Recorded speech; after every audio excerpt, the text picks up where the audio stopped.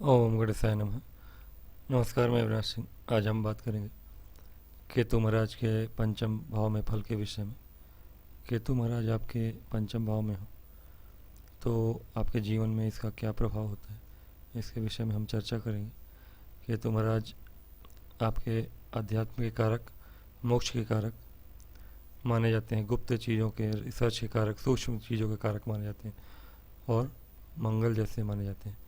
कुजवत केतु, तो मंगल की तरह प्रभाव रखने वाले केतु महाराज और शनि की तरह राहु और मंगल की तरह केतु महाराज का फल होता है। तो चूँकि यह धर्म त्रिकोण है और यहाँ पे बैठे केतु की दृष्टि भी राहु की तरह पंचम और लग्न पर, नवम और लग्न पर जाती है, क्योंकि पंचम और नवम दृष्टि इनके पास होती है। तो और सप्तम भी, तो ये तीन दृष्टियाँ जो हैं केतु महाराज को मिली हुई हैं, गुरु महाराज के समान ही मानी जाती हैं। हमारे पुराने ऋषियों ने ऐसा माना तो नहीं था। पराशर मुनि जी का कुछ और विचार था इसको लेकर, दृष्टियों को लेकर, किंतु हम आज के जो प्रचलित विचार हैं उन्हीं को लेकर चलेंगे। प्रचलित विचार के अनुसार केतु महाराज की तीन दृष्टियाँ बताई गई हैं राहु की तरह। तो धर्म स्थानों को यह भी देखते हैं और लाभ स्थान को देखते हैं पंचम में बैठ के। तो केतु महाराज कैसे लाभ कराएंगे आपको, पहले मैं बता दूं। आपके ऑनलाइनर जातक है तो जातक के जीवन में केतु महाराज संतान भाव है, पंचम भाव, संतान हानि कराते हैं, संतान हानि का योग बनाते हैं। उसके जातिका है तो उसके लिए मरण अथवा कष्ट बताया गया। मरण यानी काफ़ी कष्ट देते हैं, ऐसा कहा गया है केतु महाराज पंचम में बैठ के महिला जातक को, जातिका को। तो ये तो वन लाइनर हो गया।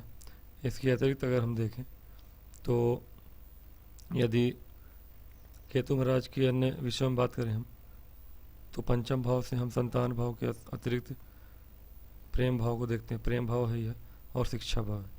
तो शिक्षा तो अवश्य बाधित करते हैं केतु महाराज राहु की तरह, क्योंकि हमने देखा है और मैंने कई कुंडलियाँ देखी हैं जिसके पंचम में केतु है, उसकी शिक्षा अवश्य ही बाधित रही है जीवन में।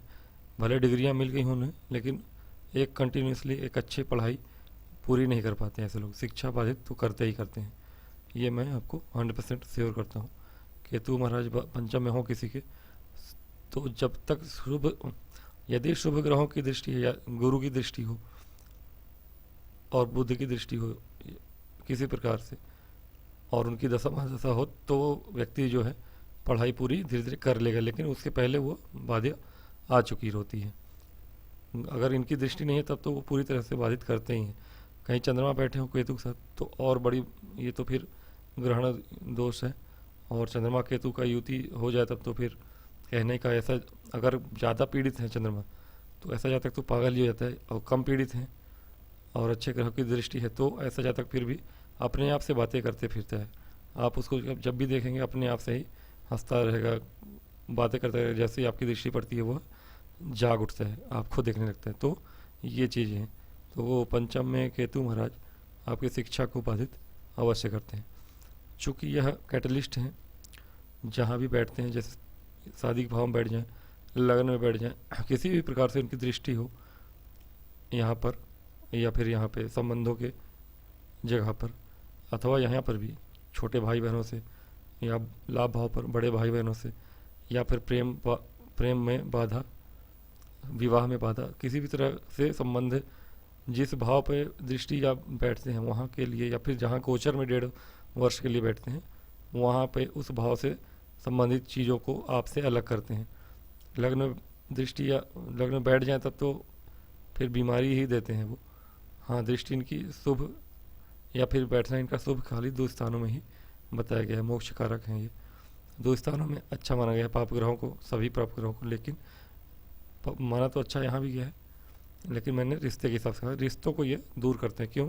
क्योंकि यह अध्यात्म के कारक है, और अध्यात्म के कारक आपके अगर रिश्तों में आएंगे तो आपको दरार डालते हैं रिश्तों में।